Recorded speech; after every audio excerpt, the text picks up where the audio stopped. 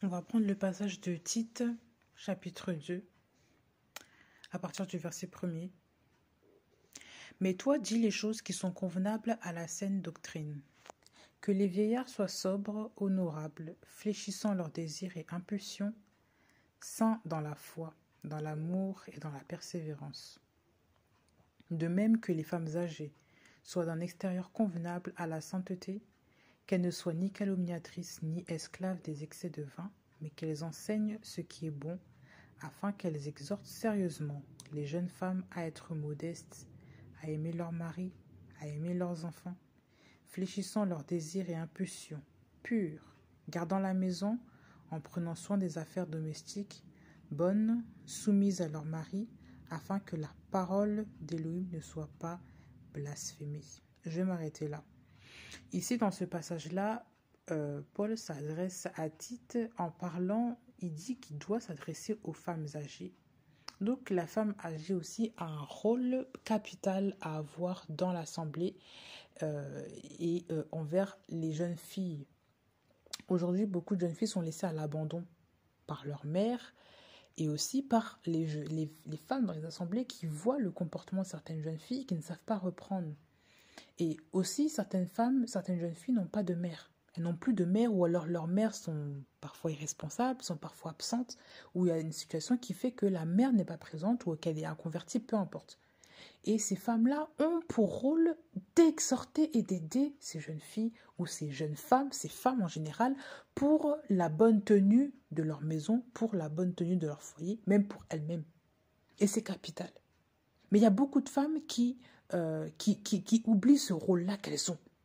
Beaucoup de femmes qui ont un certain âge, qui ont de l'expérience, qui ont une famille, qui ont des enfants, elles oublient ce rôle-là. Et on voit malheureusement beaucoup de femmes aussi qui s'amusent à critiquer, dévaloriser les jeunes gens, au lieu de les aider, au lieu de les relever, au lieu de les couvrir. Et on voit beaucoup de scandales comme ça. Il y a souvent des clans même dans les assemblées, des clans d'anciennes, des clans avec des plus jeunes, etc. Quand je dis anciennes, je parle en âge. D'accord? Entendez-moi bien. Je ne parle pas du titre des anciens comme la Bible parle. Je parle en âge des anciennes, des personnes, des femmes plus âgées. On va prendre le terme femmes plus âgées pour que chacun puisse s'y retrouver. Donc ces femmes-là, on voit souvent des clans de femmes plus âgées ou des femmes plus jeunes, etc. etc. Et ce n'est pas biblique. Parce qu'ici, Paul adresse à Tite qu'il faut que les jeunes, que les femmes âgées prennent le temps d'exhorter sérieusement les jeunes femmes à être modestes, à aimer leur mari, leurs enfants, etc. Donc tout ça, ça s'enseigne. Et qu'est-ce qu'elles doivent enseigner, ces femmes-là?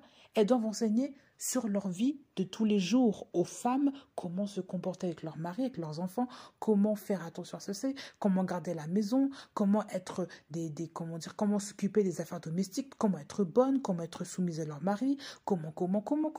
Tout ça, on parle de l'ensemble du foyer. Donc les gens qui ne veulent que parler que de la Bible et qui veulent exclure le foyer de la parole de Dieu, ils n'ont rien compris. Aujourd'hui, on voit tellement de mamans prophétesses, de mamans pasteurs qui se lèvent et qui n'enseignent pas les jeunes filles, qui voient des jeunes filles qui se comportent très mal, qui voient des jeunes filles qui ont des problèmes de couple, qui voient des jeunes filles qui ont des problèmes avec leurs enfants, qui ont des problèmes d'éducation avec leurs enfants, mais on ne reprend pas et on préfère dire que ça c'est sur ses enfants, on s'en fout, que de les reprendre selon la parole et de leur dire ça. Même de les aider, de les encourager, non. De leur donner des stratégies pour leur maison, non. On ne veut rien faire. Pourquoi? Parce que, on a un mauvais cœur. Parce qu'on a le cœur porté sur autre chose, parce qu'on n'est pas biblique. On voit tellement de mamans pasteurs qui se lèvent pour enseigner, soi-disant des révélations prophétiques de je ne sais quoi, alors qu'il y a tellement de travail à faire avec des jeunes filles, des jeunes gens qui viennent tout juste de se marier, parfois qui ne connaissent même pas la vie de chacune, de chacun. Et on ne sait pas comment faire parce qu'on n'a pas eu de parents ou autres, mais au lieu d'être aidés par ces mamans-là, non, ces mamans-là préfèrent être devant, en train d'être louées par d'autres femmes de je ne sais quoi, des mamans pasteurs qui ne fichent rien. Il faut le dire.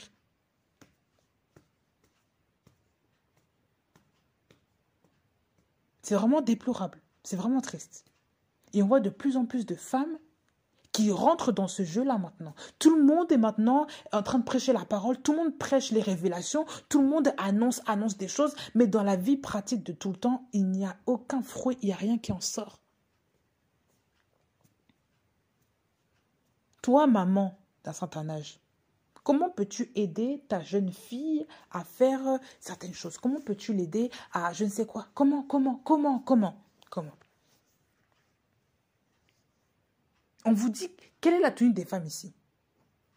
Les femmes âgées sont dans un extérieur convenable à la sainteté. Donc déjà, numéro 1, ces femmes-là, on vous parle de extérieur convenable à la sainteté. Donc, qui dit sanctification, qui dit sainteté, dit une femme qui s'habille de manière chaste, qui s'habille de manière normale. On ne doit pas voir ses formes à tout va. Donc, les mamans aussi qui mettent des pagnes très serrées, excusez-moi les mamans, hein, il faut aussi vous respecter, mais parfois, vous êtes vraiment des occasions de chute pour certaines personnes. Vous êtes occasion de, enfin, vous décevez de certaines personnes. Il y a des femmes qui veulent vous regarder comme des modèles, mais parfois, vous n'êtes pas des modèles parce que vous-même, vous n'avez pas la tenue adéquate. Parfois, on voit des trucs, des jeans très serrés. Vous êtes des mamans, vous portez des choses qui sont des leggings, des trucs très serrés. Et parfois, ça énerve. Et voilà. Vous n'êtes pas des références. Il faut parfois se respecter. Il y a des femmes qui sont même là devant la chair, qui enseignent. L'autre fois, je regardais même sur Internet, une pasteur, hein, une femme pasteur, une prédicatrice soi-disant, qui parle, qui parle devant les gens, mais quand tu voyais son jean serré, excusez-moi, mais vraiment, ça moulait beaucoup de choses. Ça m'a vraiment gênée. Ça m'a vraiment gênée. Je dis, mais qu'est-ce que c'est que ça, là? Toute la journée, on voit des gens comme ça. Ça ne sait même pas enseigner les autres comment s'habiller, comment tenir sa maison, mais ça veut prêcher avec des choses qui sont serrées, qui dérangent la vue des autres. Même moi, en tant que femme, ça m'a gênée. Alors, imaginez les hommes. Ceux qui sont mariés, là, comment vont-ils faire? Même ceux qui ne sont pas mariés, ça, ce sont des choses qui dérangent. Et c'est une femme d'un certain âge, ce n'est pas une petite femme que je vous parle, là, une fille de 20 ans, non. Une femme d'un certain âge, une maman. Avec un jean qui serre, qui moule bien les formes, tout va bien. Pasteur. Et on est là, on prie gloire à Dieu. Tout va bien. Et c'est la même chose aussi pour vos poitrines, les femmes. On voit vos, je sais pas, vous mettez des hauts, des pulls, ou plutôt des hauts, qui sont d'une matière, voilà, et qui vous serrent le corps. Mais vous savez que vous avez une grosse poitrine. Vous avez de la poitrine, vous êtes plantureuse, mais vous mettez quand même des choses qui vous serrent le corps. Ça ne vous dérange pas. Vous ne voyez pas qu'il y a des gens, vous pouvez faire tomber des gens comme ça. Vous êtes une occasion de chute pour les gens. Vous êtes même une occasion de chute, même pour les sœurs, pour les jeunes gens qui vous voient. Parce que les gens vous voient et on se dit que comme c'est une maman, elle le fait, moi aussi je vais le faire. Une femme qui n'a pas assez qui n'est pas très forte spirituellement, une nouvelle convertie par exemple, elle peut vous suivre et peut se dire comme la maman fait ça, moi aussi je vais m'habiller aussi comme ça. Parce qu'elle vous aime bien. Donc comme elle est soi-disant en Christ, elle s'habille comme ça, mais moi aussi je vais faire la même chose. Vous êtes des références. Mais regardez parfois l'habillement même de certaines mamans. Honnêtement là. Qui mettent toujours des trucs serrés, des pagnes très, très, très serrées, comment dire, des choses voilà, ou même là, extérieurement. On voit le décapage du visage. Comment ça s'appelle ça, là? Les produits éclaircissants, là. Vous êtes une maman. Vous êtes à l'église. Vous êtes chrétienne, vous revendiquez chrétienne. Vous changez votre peau avec des trucs qui colorent votre visage. Ou vous mettez une panoplie de maquillage, des fossiles à n'en plus finir. Mais vous allez... Quel témoignage allez-vous donner aux jeunes gens? Honnêtement. Si vous avez un problème avec votre estime de vous-même, là, restez à la maison, travaillez votre intimité avec Christ. Au lieu de vous exposer devant les gens et d'être une occasion de chute pour les autres. Je vous le dis. Parce que là, vous êtes vraiment des occasions de chute pour certains. Et des mamans qui mettent des produits éclaircissants, je vous assure, elles sont là devant les gens savent qu'elles aiment le produit éclaircissant et elles commencent à vouloir exhorter, aider les autres femmes. Et ça vient à l'église, ça donne des beignets aux gens, tout va bien. Et vous trouvez ça normal. Et tout va bien, alléluia. Mais on ne veut rien dire parce que c'est la maman telle. Parce que maintenant, parfois, il faut dire, maman, ce que tu fais, ce n'est pas bon. Avec le respect, toujours dans le Seigneur. Mais il ne faut pas ne pas dire les choses. Quand la chose n'est pas bonne, il faut le dire. Maman, pourquoi tu mets du choco sur le visage? Ce n'est pas bon. Pourquoi est-ce que tu mets ces trucs-là sur le visage? Non, ce n'est pas une référence. Il faut se le dire. Il ne faut pas avoir des témoignages je sais pas, qui sont houleux comme ça. Surtout pour une maman, encore une jeune femme, une jeune convertie, on peut toujours la redresser. Mais pour une maman, c'est vraiment parfois, voilà, c'est très délicat et c'est dégradant. Et ce n'est pas comme ça que l'Assemblée du Seigneur doit être. Ce n'est pas comme ça qu'on devrait, comment dire, que nous devrions voir nos mamans là. Ce n'est pas comme ça.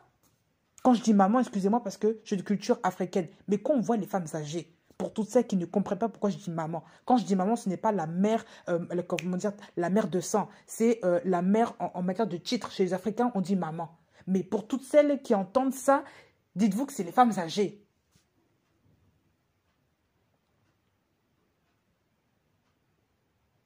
Vous êtes quand même des femmes de référence. La Bible en parle. Et vous vous habillez de manière qui soit parfois très provocatrice, très délicate, trop superficielle. On voit trop de couleurs, trop de machins, trop des perruques qui n'en finissent pas. Parfois, il faut rester sobre, juste pour éduquer, pour enseigner par votre comportement, pour éduquer les plus jeunes. Ça, il en faut, il en faut. Si vous n'êtes pas des mamans qui vous respectez, les jeunes gens ne pourront jamais vous respecter. Vous aurez même des occasions de critique pour les gens. Donc, il faut se le dire. Qu'elle ne soit ni calomniatrice. Donc déjà, la calomnie, là. Les femmes qui font beaucoup de problèmes dans les assemblées, ce ne sont pas les jeunes femmes. Souvent, ce sont les mamans qui font des problèmes. Les femmes qui sont âgées. Parce que comme souvent, elles n'ont pas grand-chose à faire, elles aiment bien savoir la vie des autres. Et ça parle. Et c'est souvent comme ça.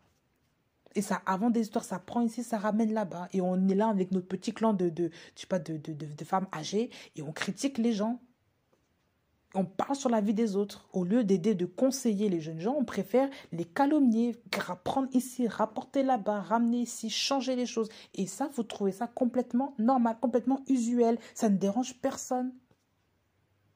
Alors que Christ n'est pas dedans. Comment voulez-vous exhorter des gens? Vous êtes là, vous critiquez les gens, vous êtes celle qui crée des problèmes dans les assemblées. Et vous êtes là, ensuite, vous allez devant les gens à vouloir exhorter les gens. Tout le monde vous redoute parce que les gens savent que vous parlez, quand vous dites quelque chose, ça ne reste jamais dans vos oreilles. Votre bouche ne sait pas se fermer. Oui, vous ne savez pas vous taire. Vous êtes là toujours en train de balancer les histoires que les gens vous confient. Comment voulez-vous que les gens vous respectent et que les gens vous rapportent les choses? Si tout ce qu'on vous confie, vous le rapportez là-bas. Vous toutes là, les mamans qui vous ennuyez là, travaillez. Quand je dis travailler, faites l'œuvre du Seigneur, vous allez moins vous ennuyer, donc vous allez moins avoir le temps pour calomnier, pour critiquer. Vous allez voir que les choses vont revenir en ordre. Et parfois même, vous pouvez même briser des couples, briser des gens à cause des histoires que vous créez. Parce que vous n'êtes pas sage. Vous n'êtes pas des exemples. Et souvent, même les gens vous redoutent parce que les gens savent que vous parlez toujours sur les autres, que vous faites des histoires, que vous êtes compliqués. Et comme vous aimez bien votre titre honorifique de maman, là, eh bien, on ne peut rien vous dire. Mais ça ne se fait pas. Ce n'est pas comme ça que la Bible veut que les femmes se comportent. Ce n'est pas comme ça. Donc on ne peut pas laisser passer certaines choses sous prétexte que, soi-disant, on est une maman, qu'on ne doit plus rien nous dire. Non, ce n'est pas normal. Il y a même des gens qui vont vous fuir à cause de ça, je vous le dis.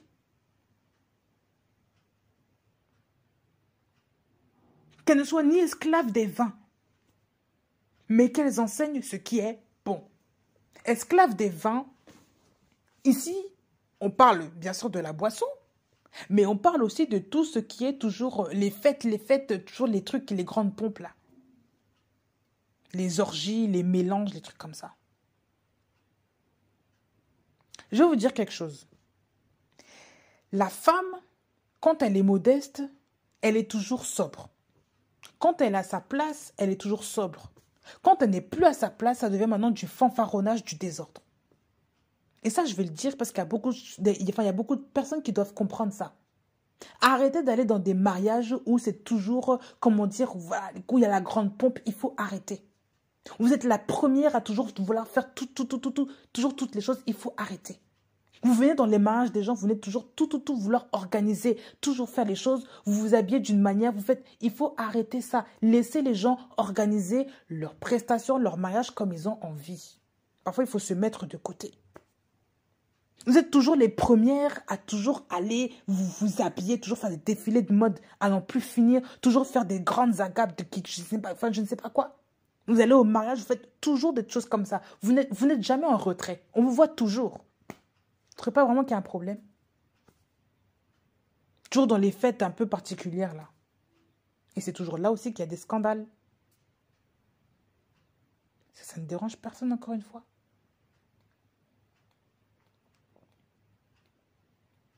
Et celles aussi qui boivent du vin, qui sont dans la boisson, toujours dans l'alcool. Vous allez à l'église, vous allez dans l'alcool. Oui, dans les mariages, vous buvez de l'alcool à n'en plus finir. Vous êtes sous à moitié. Vous versez même du vin à gogo dans la table des gens. Vous trouvez ça normal? Oui, bah, il faut faire plaisir aux gens. Non, vous trouvez ça normal.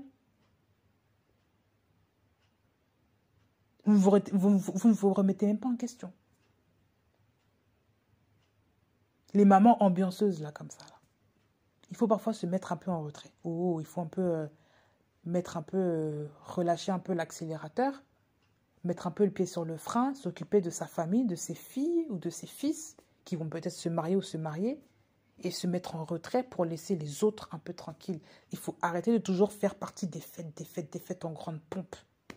Toujours, on voit dans toutes les fêtes, toujours la même maman dans toutes les fêtes. Vous trouvez ça normal? Pour moi, ça, c'est déjà de l'ivrognerie spirituelle. Et je le dis, je n'ai pas honte. Parce que pour moi, c'est un désordre. Dans tous les mariages, ça veut dire que tous les mariages, là, vous êtes là. On vous connaît dans tous les mariages. Toujours en train de créer, de faire les choses, toujours en train d'ambiancer, toujours en train de vouloir contrôler l'organisation, contrôler les choses. Il faut arrêter de s'imposer chez les gens, là. Et ce sont toujours des mamans qui sont derrière. Il faut arrêter de s'imposer derrière ça. Je ne dis pas que les mamans n'ont pas des talents d'organisatrices, ça c'est faux.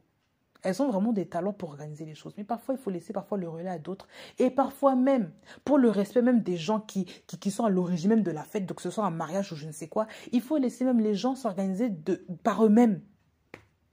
Il faut leur donner des petits coups de main s'ils ont besoin. Mais parfois, il faut savoir rester en retrait. Il ne faut pas s'imposer chez les gens. Ça ne se fait pas. Il faut rester en retrait.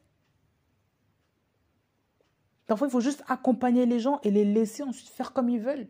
Mais vous êtes là du début à la fin, vous imposez et vous trouvez ça normal. Vous trouvez ça logique. Et vous acceptez ça. Il y a certains mariés, certaines personnes qui acceptent cela parce que, soi-disant, c'est la maman. Mais non. Si c'est ton mariage, c'est ton mariage. Si c'est ta cérémonie, c'est la tienne. Ce n'est pas celle de la maman. Donc, il y a des choses que tu peux faire aussi seul. Ou sans même prendre recours à cette femme. Il faut arrêter. Il faut savoir se contrôler, les mamans, là. Et je dis ça avec beaucoup de sagesse. Parce qu'il y en a qui aussi qui ne comprennent pas. Mais il faut aussi savoir lâcher le pied de l'accélérateur. Ça veut dire aussi, il faut savoir laisser les gens aussi faire comme... Voilà, il faut être sage. Laisser les gens un peu de liberté, là. Quand parfois on est trop envahissant, parfois on les fuit aussi. Les gens nous fuient parce qu'on est trop envahissant. On est trop envahissante. Et on ne comprend pas que notre envahissement ou notre... je sais pas comment on dit ça, là. Notre invasion est vraiment dérangeante. Elle est stressante pour les autres. Donc parfois, par sagesse, il faut savoir rester de côté, laisser les gens faire, organiser comme ils ont envie. Par sagesse. Et s'ils ont besoin, vous dites, si tu as besoin, je suis là, mais moi, je ne m'impose pas. Donc il faut savoir rester à sa place. Donc excès des vins, là, c'est aussi ça.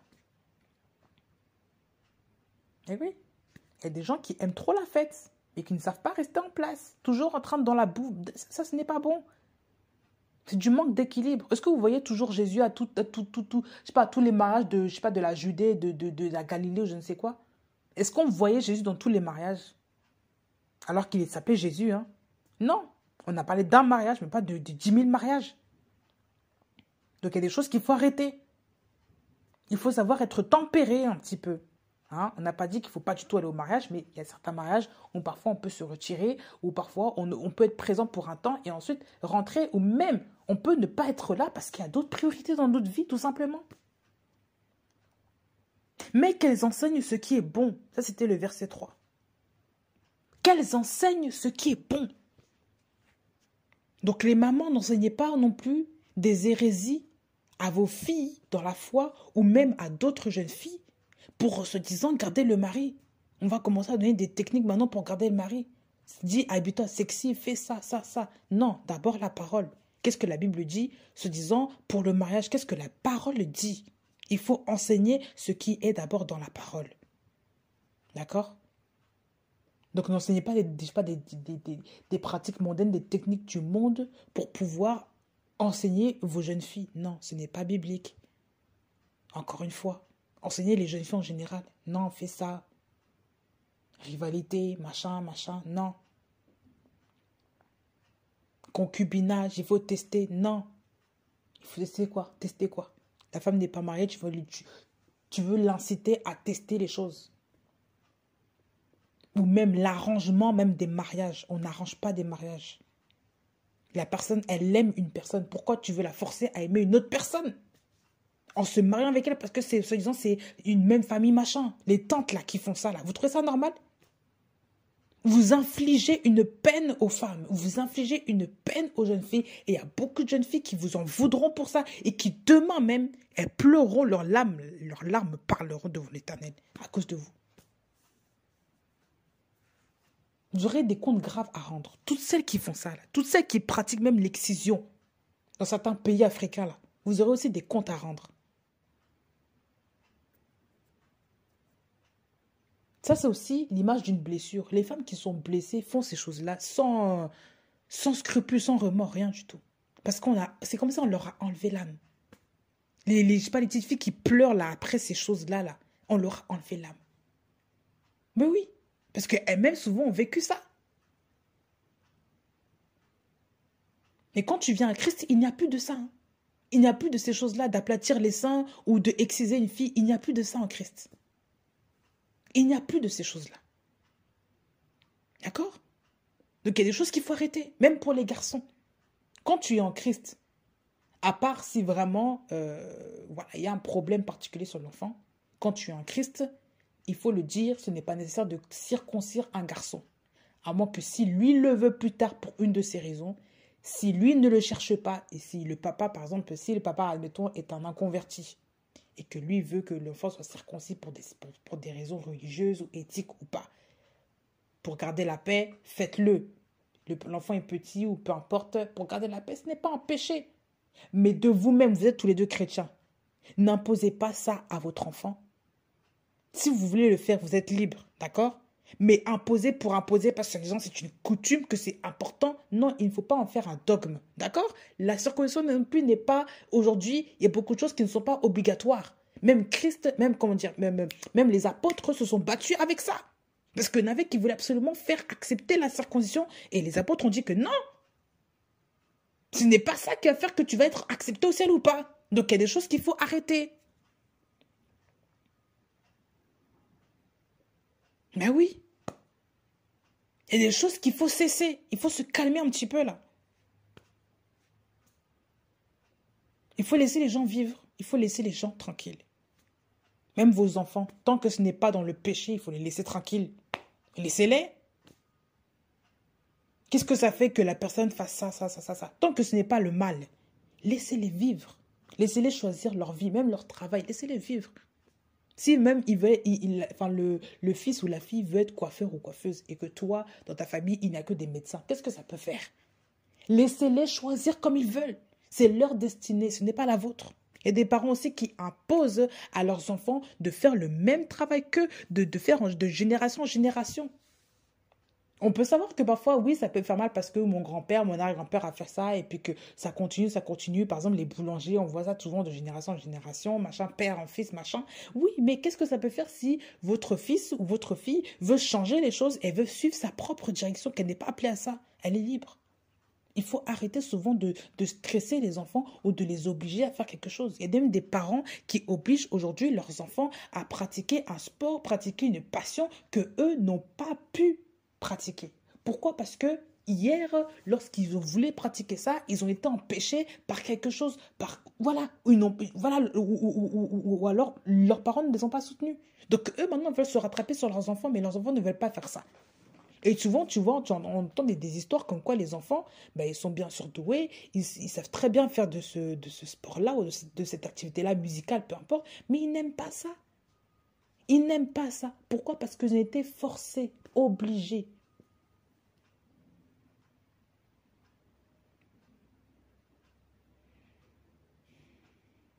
La liberté en Christ, c'est important. La liberté ne signifie pas le péché. La liberté en Christ, c'est aussi savoir laisser les gens vivre comme ils veulent, comme ils le souhaitent. Ah oui, c'est très important. Et quand je parle de liberté, je n'entends pas le péché, je n'entends pas les dérives, les bêtises de la laïcité comme aujourd'hui on voit. J'entends par là vivre heureux en Christ, libre de ce qu'on veut faire, libre de ce qu'on veut choisir, libre d'aimer la personne qu'on veut aimer. Tant que c'est dans le Seigneur, où est le problème? Même si vous êtes une famille africaine, il n'y a que des noirs dans votre famille. Si la personne, votre fille, par exemple, veut aimer un blanc, et que vous, voilà, un blanc aux yeux blonds, aux yeux bleus, qu'est-ce que ça peut vous faire? C'est son goût, elle aime la personne, il l'aime. Qu'est-ce que ça peut vous faire? Il ne faut pas commencer à vouloir mettre des idées, je sais pas, dans la tête des gens parce que la personne aime ceci. Non, il faut arrêter ces choses-là. Il faut arrêter. Bon, on m'avait tellement stigmatisé. Hein. Oui, sur l'origine de la personne, oui, tu sais que oui, ces gens-là de telle origine, ils sont comme ça, ils sont comme ça, ils sont comme ça, ils sont durs, ils sont comme ça, ils sont comme ça. Et parfois, ça blesse d'entendre ça, d'entendre tu dis que tu aimes la personne. Oui, il y a certains clichés, c'est peut-être vrai, mais tu aimes la personne, mais les gens te stigmatisent la personne par rapport à son ethnie, sa couleur de peau, etc. Parce qu'ils ne sont pas comme eux. Donc, ils appréhendent, ils ont peur. Et comme ils entendent tellement de clichés sur un genre de personne, et bien voilà. Mais en Christ, il n'y a pas de ça. Et souvent, ce sont des chrétiens qui font ça. Ce ne sont même pas des païens. Ce sont des chrétiens qui font ça. Vous vous rendez compte, chrétien, tu es encore là avec l'histoire de couleur de peau. Je ne suis pas, voilà, les blancs, tu ne peux pas ramener un blanc dans la famille, tu ne peux pas ramener un noir, tu ne peux pas ramener un asiatique, tu ne peux pas ramener un arabe, tu ne peux pas ramener un indien, je ne sais quoi, ce n'est pas normal.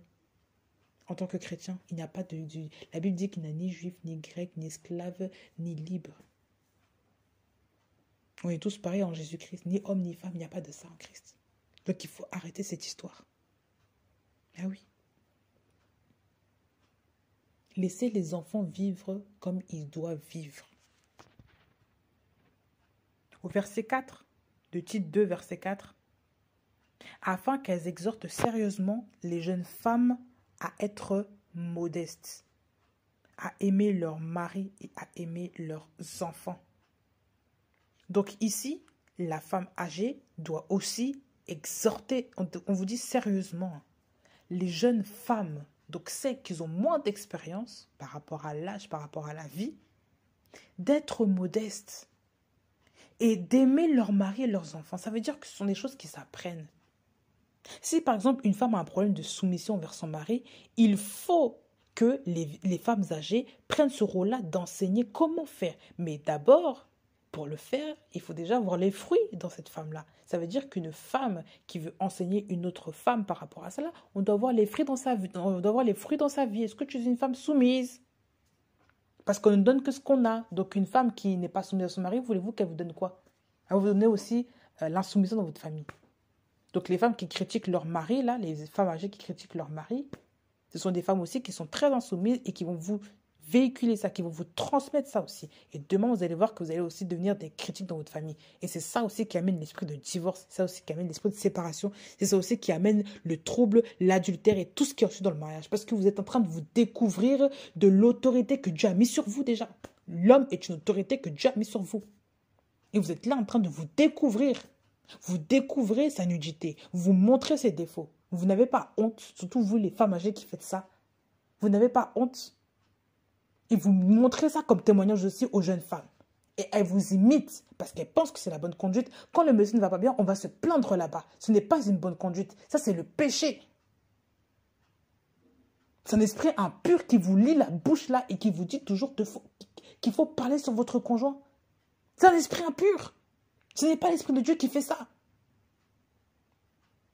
Toutes les fois où vous péchez, est-ce que Dieu même va vous... Comment dire? Est-ce que Dieu va vous divulguer même devant les gens? Dieu ne fait pas ça. Il vous protège. Il est patient. Vous n'êtes pas patiente avec votre conjoint. Mais parfois même le monsieur n'est même pas converti. Donc encore plus de raisons pour être patient. Si encore il est converti, on peut se plaindre. Oui, ce n'est pas normal. Mais quand il n'est pas converti, vous voulez lui reprocher quoi? Il ne voit pas les choses comme vous qui êtes spirituel, qui est censé être spirituel. Donc vous ne pouvez pas vous plaindre comme ça à tout va. Ce n'est pas normal. Ce n'est pas normal.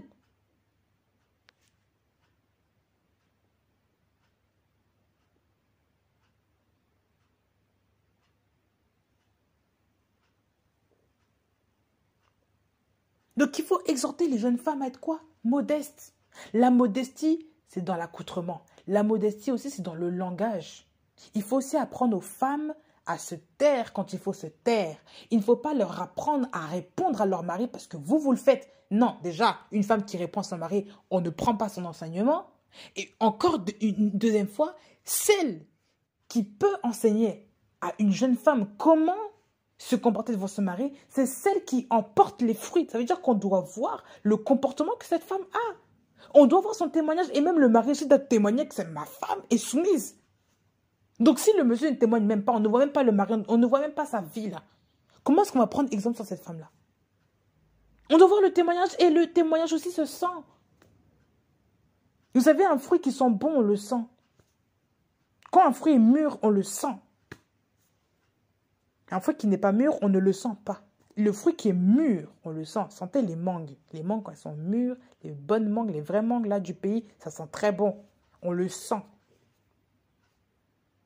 Donc, une femme aussi qui a le fruit de l'esprit, qui est mûre en Christ, on sent le fruit, ça se dégage. Vous comprenez ça? Ça ne s'invente pas. Les odeurs artificielles que les gens veulent mettre là, on sait aussi que c'est du faux, parce que ça se voit et ça se sent. Et ça, il n'y a que les gens spirituels qui peuvent voir, qui peuvent faire la différence. Ça veut dire ceux qui ont l'esprit de Dieu, ceux qui voient les choses par l'esprit, ceux qui sont connectés avec le Père. Il n'y a que eux qui peuvent voir ces choses-là. Ce n'est pas les gens, je ne sais quoi. Les gens qui sont mélangés, là, vous allez sentir quoi? Dans la vie de tous les jours, c'est ça. Hein. Les gens qui cuisinent dans la vie de tous les jours savent faire la différence entre un plat qui est fait maison et un plat qui est industriel. Ils le savent très bien. Mais ceux qui n'ont pas l'habitude de cuisiner ne sauront jamais. Ils ne sauront jamais faire la différence entre ce qui est comment dire, du magasin de ce qui est industriel. Ah bah oui. Mais même par la couleur, même par l'odeur du produit, vous allez savoir que c'est industriel ou pas. Bien sûr. Parce que tout se sait. Oui. Les gens qui ont l'habitude de pratiquer quelque chose savent que c'est l'original ou pas. Les gens qui ont l'habitude de porter les chaussures de marque font la différence entre les vraies marques, des fausses marques. Ça veut dire des contrefaçons. Ils ont l'habitude, parce qu'ils ont l'habitude de côtoyer ces chaussures-là de près, de les voir, de les porter. Ils le savent. Mais ceux qui n'ont pas l'habitude ne sauront jamais faire la différence entre le vrai du faux. Aujourd'hui, il y a tellement de contrefaçons qu'on parfois on ne peut pas faire la différence parce que c'est tellement visible. Mais ceux qui sont dans le métier savent faire la différence entre le vrai du faux. Parce qu'ils sont dedans tous les jours. Ça veut dire que quand tu es dans la présence de Dieu tous les jours, tu fais la différence entre ce qui est de Dieu, de ce qui ne l'est pas. Entre le vrai du faux. Tu fais la différence entre ceux qui mentent, de ceux qui disent la vérité. Tu fais la différence. Tu ne peux pas passer à côté. Donc, les gens qui veulent te faire croire qu'eux, ils savent tout, qui veulent t'enseigner, ils savent tout. Et parfois, tu vois vraiment qu'il n'y a rien.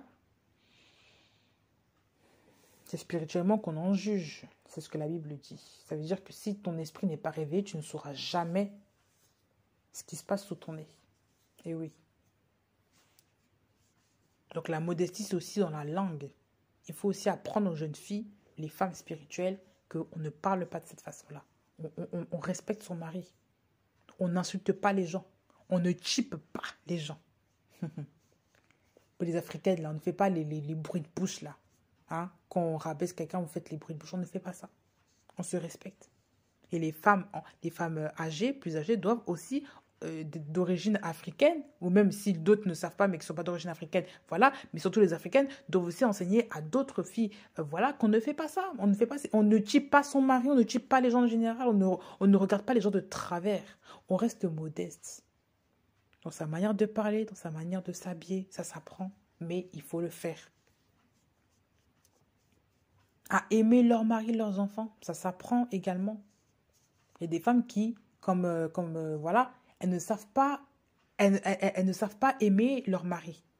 Parce qu'elles ont toujours vu une maman voilà, qui a un caractère bizarre avec le papa. Donc, elles reproduisent la même chose. Et en venant à Christ, eh ben, il faut enlever toute cette carapace, toutes ces choses-là. Mais ça s'apprend. Elles ne savent pas comment parler à leur mari. Elles ne savent pas comment aimer leurs enfants. Elles ne savent pas comment traiter leurs enfants. Elles ne savent pas traiter leur mari. Elles ne savent pas aimer leurs enfants. Il y a beaucoup de femmes qui tombent dans ce piège. Elles ne savent pas comment parler à leur conjoint, à leur conjointe. Ils ne savent pas comment parler à leur conjointe, excusez-moi. Elles ne savent pas non plus aimer leurs enfants. Parce que quand elles étaient petites, on n'a fait que les maltraiter. J'ai vu ce cas dans ma famille, une femme, elle a des enfants, mais comment elle parle à ses enfants, c'est terrible. Hein. C'est compliqué. Les enfants n'ont jamais une marque d'amour, d'affection, pas du tout. Elle ne fait que crier sur ses enfants. Parce que quand elle était petite, son père n'a fait que crier sur elle. Que des histoires de cris, maltraitance, pas maltraitance, voilà, mais vraiment des cris, on tape voilà. Il n'y a pas eu de paix, il n'y a pas eu de marque d'affection ni même d'amour. Donc, elle n'a pas pu le rendre, elle n'a pas pu lui donner à ses enfants. Et les enfants souffrent en permanence. Oui, parce que la mère ne sait pas parfois prendre son enfant, lui faire un câlin, elle ne sait pas. Et voilà, c'est que des ordres, que des cris en permanence.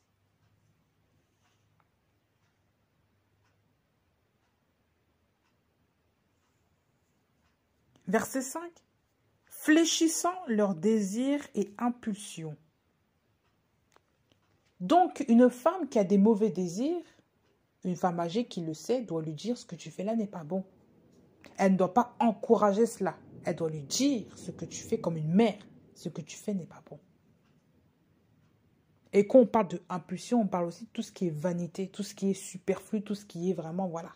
Donc les femmes qui, par exemple, qui ont des pulsions d'achat bizarres, une femme enceinte doit lui dire, non, il faut que tu arrêtes, il faut que tu économises, il faut que tu mettes de côté. Tu as des enfants, tu vas en avoir si tu n'en as pas encore. Tu as un mari, donc il faut réfléchir, il ne faut pas acheter sans compter comme ça, il faut savoir être modeste. Les femmes qui aiment bien toujours s'afficher avec des gros sacs à main, là, il faut arrêter ça aussi. La modestie, c'est ça. Parfois, être modeste, même dans le prix, le prix du sac à main coûte combien? Combien est-ce qu'il coûte? Le prix du rouge à lèvres que tu as pris, il coûte combien? Le prix du pantalon, il coûte combien? Même si tu es seul. Toi, tu es seul. Tu vises à te marier. Mais tu es en train de dépenser sans compter. Comment est-ce que le monsieur va faire? C'est pas normal. Il faut savoir aussi réduire les achats un peu là. Même acheter la nourriture tout le temps, sans compter l'argent là. Ce n'est pas bon non plus. Il y a des femmes qui achètent de la bêtise, elles ne mangent même pas la chose. Ça reste dans le frigo, ça pourrit, ça gaspille. Et pendant ce temps-là, non, on est là, on veut toujours acheter. Ou toujours se consoler sur de la nourriture. Il faut aussi savoir dire à ces femmes, ce n'est pas bon.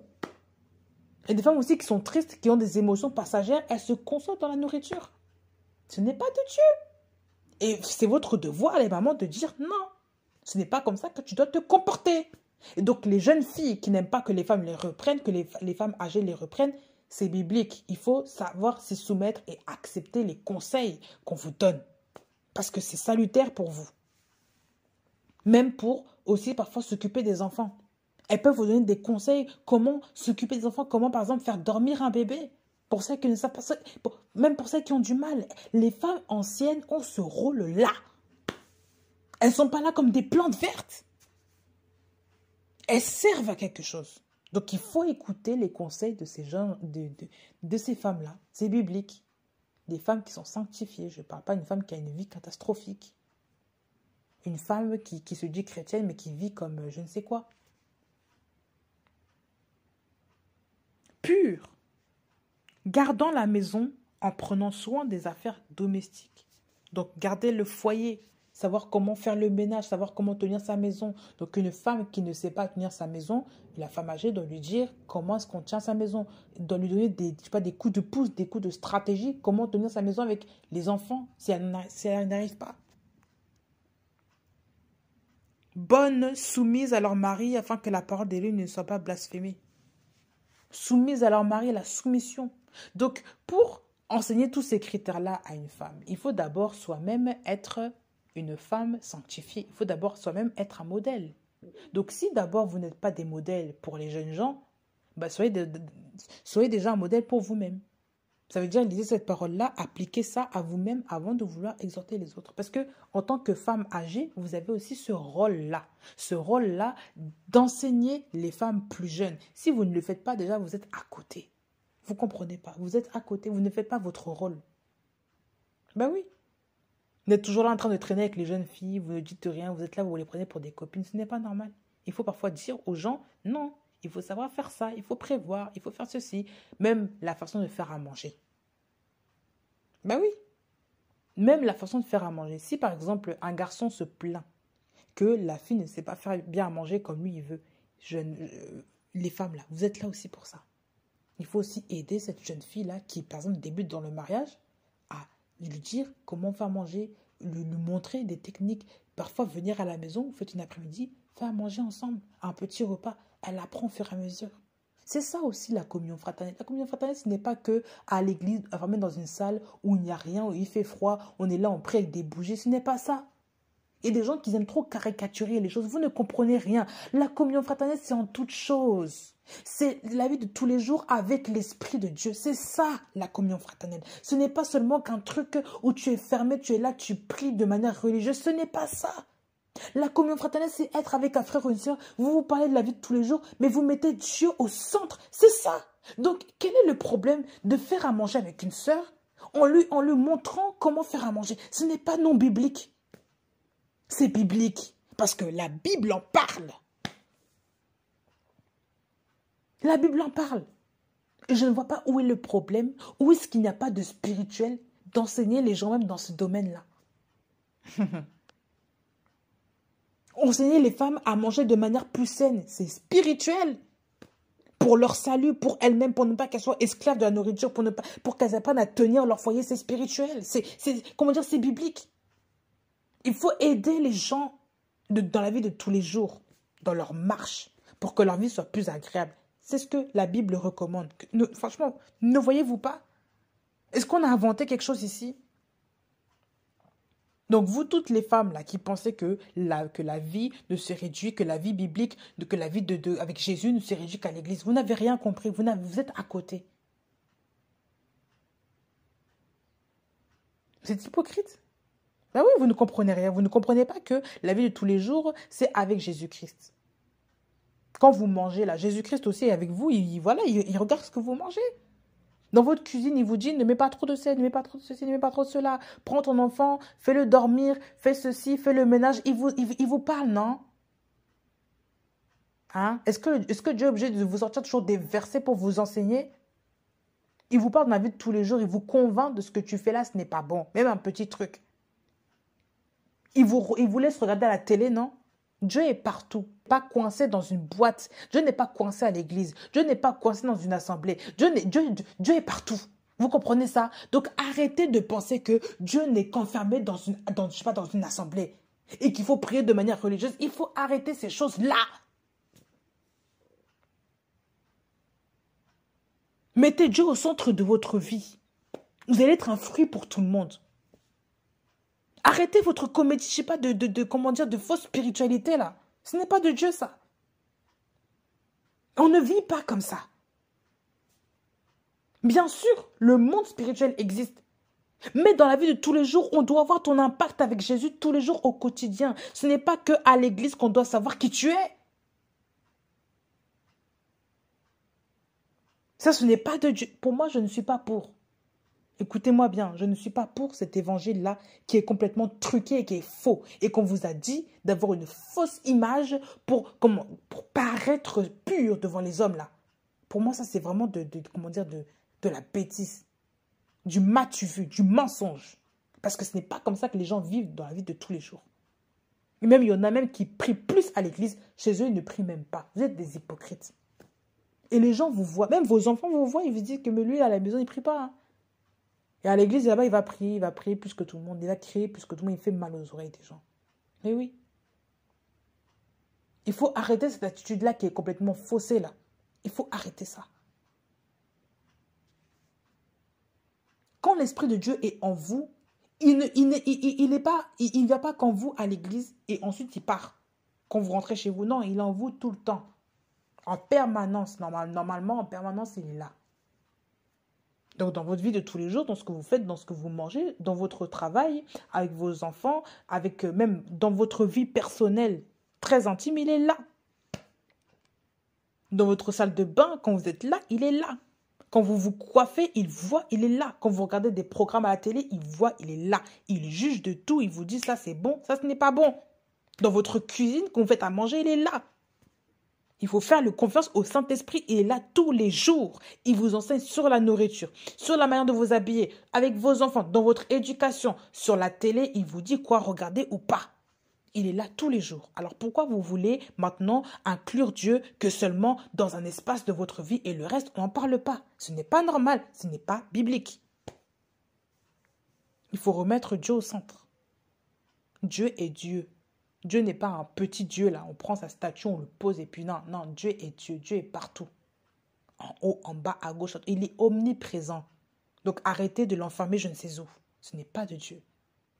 Ça c'est de la religion. Ah oui.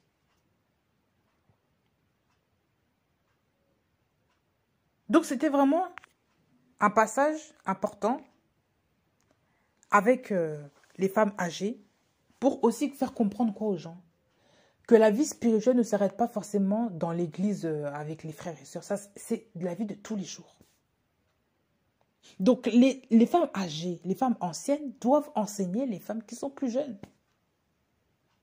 De même que vous devez exhorter les femmes qui sont plus jeunes, vous devez aussi vous exhorter vous-même entre vous et avoir une relation avec Dieu pour que Dieu vous révèle ce qui est bon en vous et ce qui n'est pas bon, pour qu'il vous révèle ce qui est caché aussi. Parce que vous êtes amenés aussi à être des référentes là où vous êtes, les femmes âgées. Les femmes qui ont plus d'expérience. Donc c'est très important de devoir aussi savoir se remettre en question. Et des mamans aussi qui n'aiment pas se remettre en question. Parce qu'elles ont tellement vieilli dans une habitude qu'on ne veut plus se remettre en question. Mais non, ce n'est pas normal. Quand tu es en Christ, là, tu es toujours un enfant de Dieu. Tu n'es pas une grand-mère de Dieu, une mamie de Dieu. Non, tu es enfant de Dieu. Que tu sois, quel que soit ton âge, tu es une enfant de Dieu. Il n'y a pas des adolescents de Dieu. Tu es une enfant de Dieu. Donc, parfois, il faut savoir rester enfant pour apprendre et grandir et avoir le témoignage adéquat devant les gens. Il y a des gens qui n'aiment pas grandir avec Dieu. C'est pour ça qu'ils sont toujours coincés dans leur vie. À bientôt dans une prochaine vidéo.